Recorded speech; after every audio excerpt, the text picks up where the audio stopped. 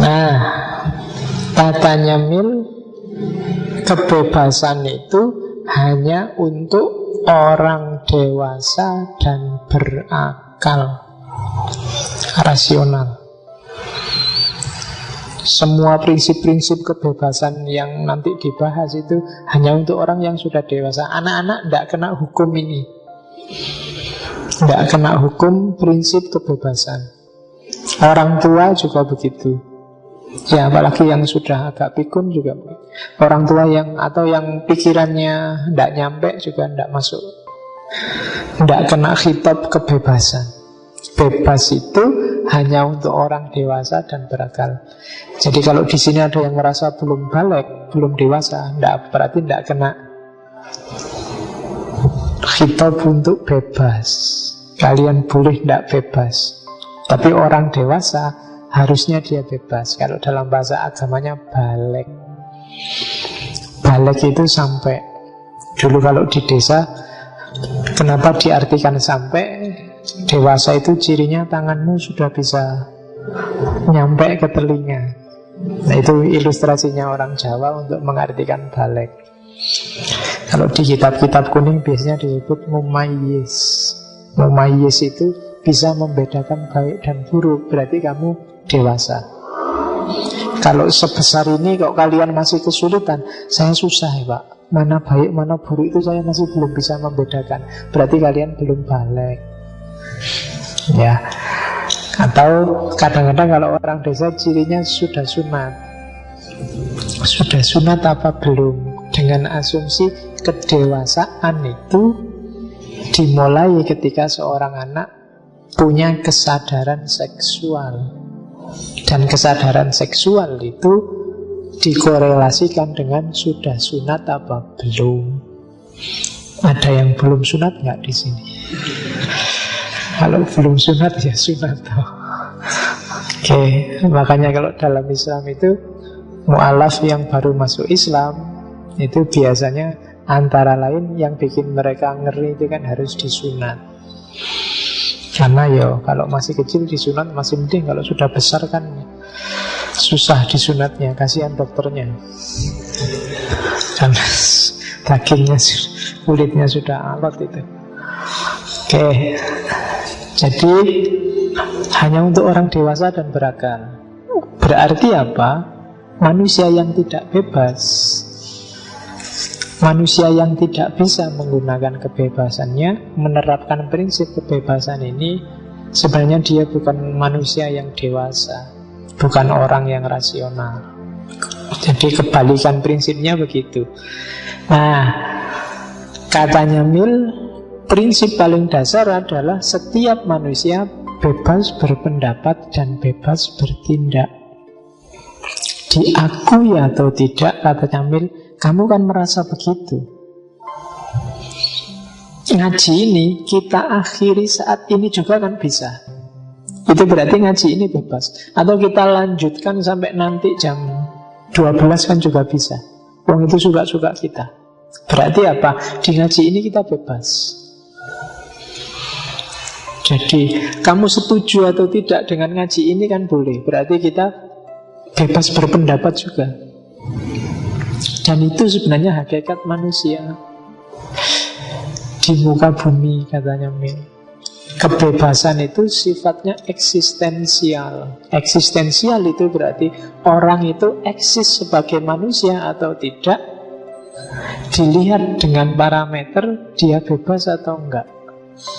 Kalau dia enggak bebas, ya berarti hakikatnya dia belum jadi manusia.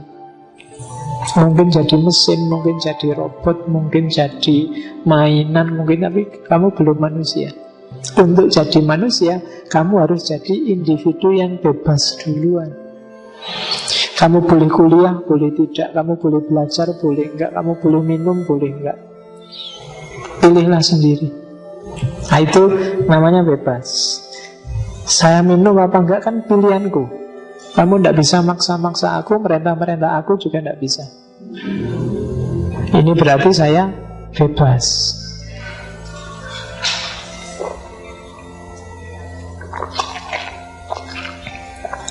Oke. Nah, itu prinsip pertama. Prinsip kedua, ini kalimat terjemahan jadi agak rumit. Satu-satunya tujuan di mana manusia diperbolehkan, baik secara individual atau sosial, untuk melanggar kebebasan orang lain adalah dalam konteks melindungi diri. Jadi untuk well-beingmu, kalau bahasanya well-being itu kondisi yang baik, kebahagiaanmu yang dasar sebagai manusia, perlindungan dirimu dari gangguan, kamu boleh melanggar haknya orang lain. Kalau kamu terancam keselamatanmu, kamu boleh melanggar haknya orang lain. Contohnya banyak. Misalnya, kalau kamu sedang sakit gigi, kemudian pingin privasi, kemudian kamarmu kamu kunci, gak mau diganggu orang lain,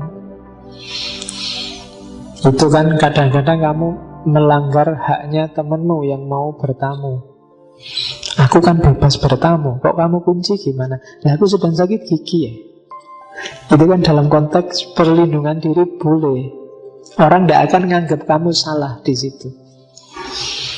Atau kamu kesakitan terus teriak, disuntik sama dokter misalnya.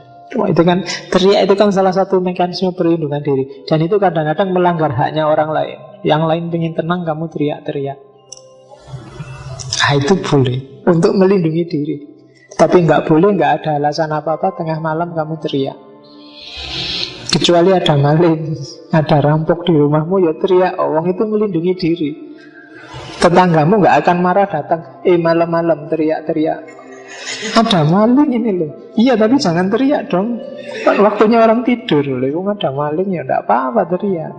Meskipun haknya tetanggamu dilanggar, wong kamu sedang butuh perlindungan, kamu ingin selamat.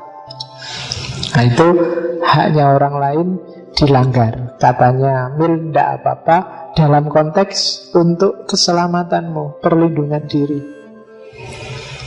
Ya.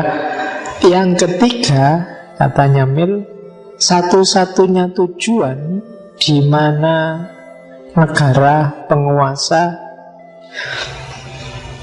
kekuasaan, aturan bisa diterapkan pada setiap orang meskipun berlawanan dengan keinginan mereka adalah untuk mencegah saling menyakiti hak orang lain. Jadi misalnya negara mengatur, kayak yang kemarin heboh itu kan, tolong masjid kalau masih jam 2 atau 3 malam, yo jangan keras-keras mikrofonnya. Melanggar haknya tetangganya masjid untuk tidur. Nah, ini prinsip ini dari John Stuart Mill. Kamu nggak boleh protes, negara kok ikut-ikut, ini kan urusan agama masing-masing. Lu enggak. Ada katanya Mill, untuk urusan tabrakan hak, negara boleh intervensi, boleh melanggar haknya orang. Jadi itu yang ketiga. Di situ negara harus hadir, nggak boleh diem saja. Negara nggak boleh, nah itu kan urusan agama masing-masing ya, kita nggak ikut campur, nggak boleh.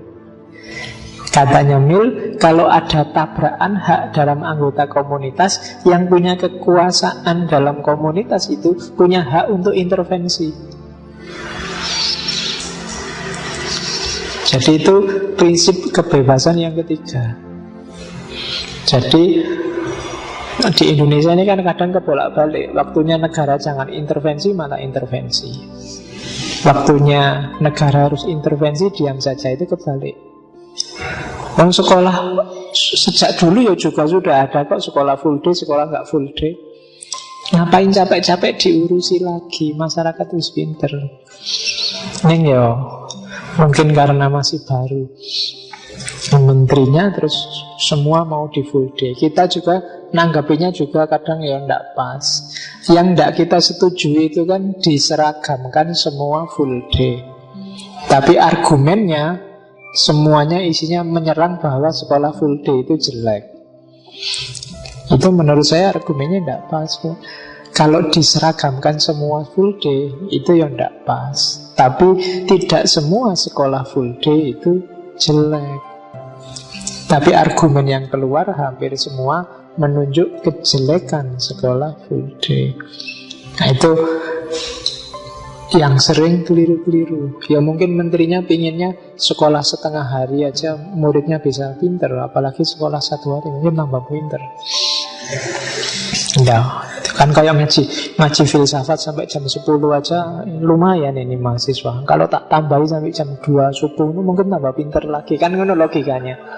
Jadi cara mikirnya gitu. Jadi ya itu contoh bagus untuk dalil bahwa tidak selalu 1 tambah 1 itu 2. Kalau kamu makan 1 piring kok enak, tidak selalu kalau ditambah 1 piring lagi masih terasa enak.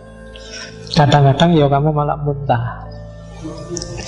Jadi maka bebas itu juga begitu. Kadang-kadang kamu harus ngerti batasnya kebebasanmu. Nanti belakang Mill punya teori sendiri untuk apakah bebas itu kamu harus melampiaskan sak senengmu sendiri sampai habis.